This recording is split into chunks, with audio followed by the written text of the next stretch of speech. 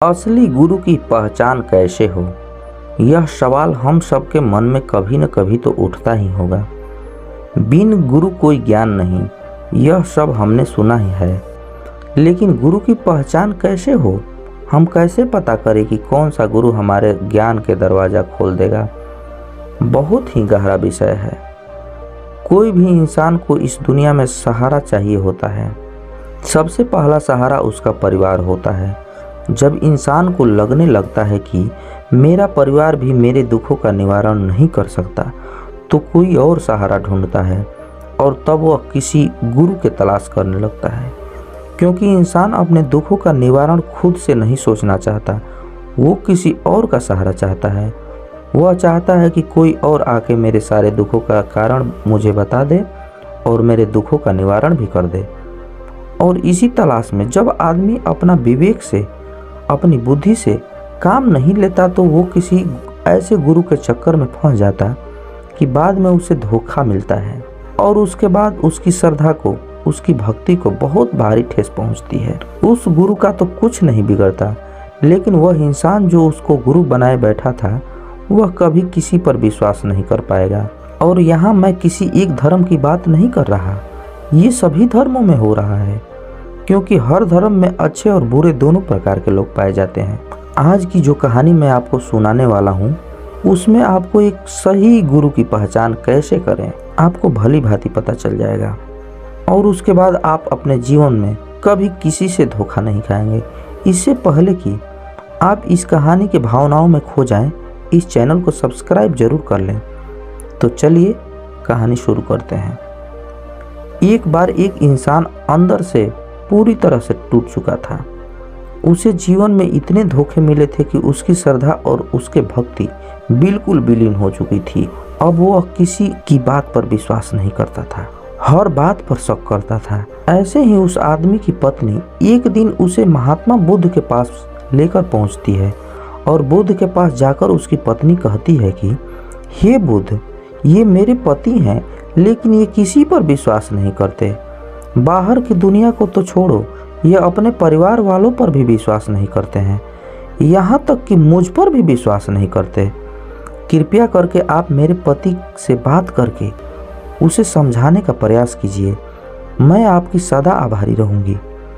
यह सुनकर बुद्ध उस इंसान की तरफ देखते हैं। वो इंसान बुद्ध को भी घृणा की नज़र से देख रहा था, लेकिन बुद्ध ने इस बात का परवाह किए बिना कहना शुरू किया कि कोई भी इंसान जो इस दुनिया में जन्म लेता है, वह दुखों का साथ जन्म लेता है।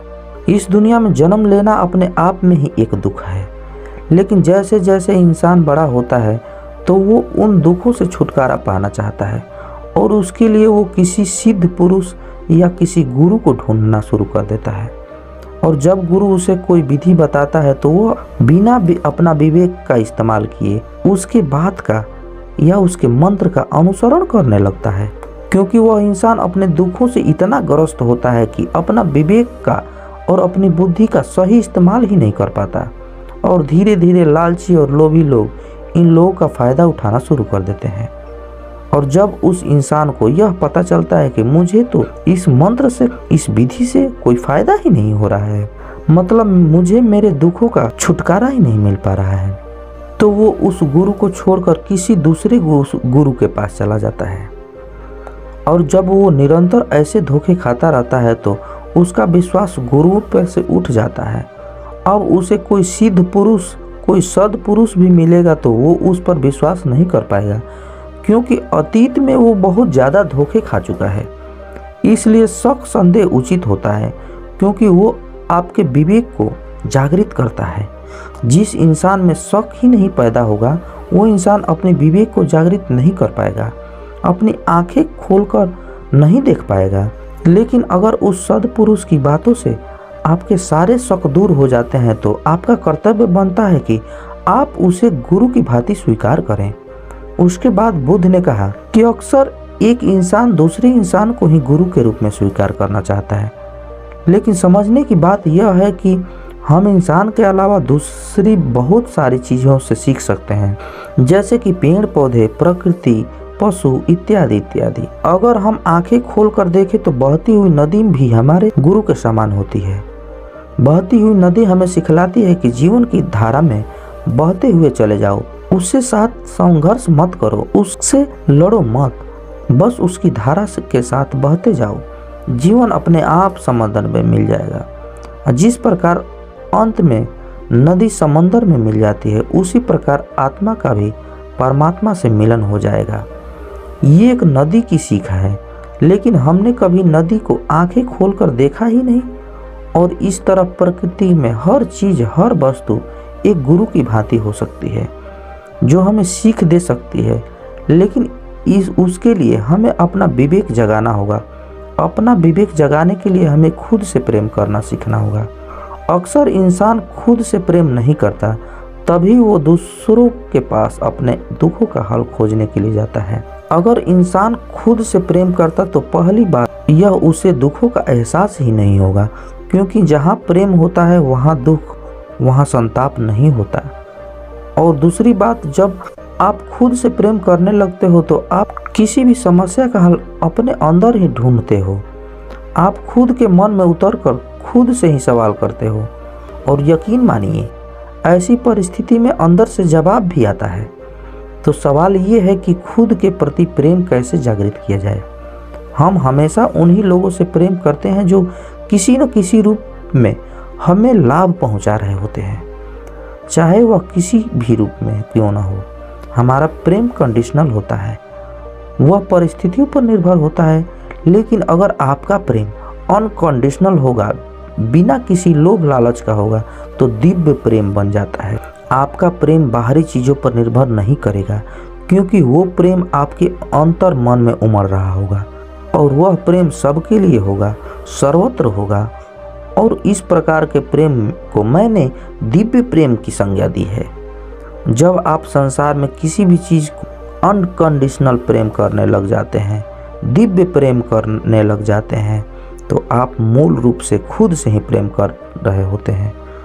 और जब आप खुद से प्रेम करने लग जाते हैं तो आप किसी भी समस्या का हल बाहर किसी से पूछने नहीं जाएंगे।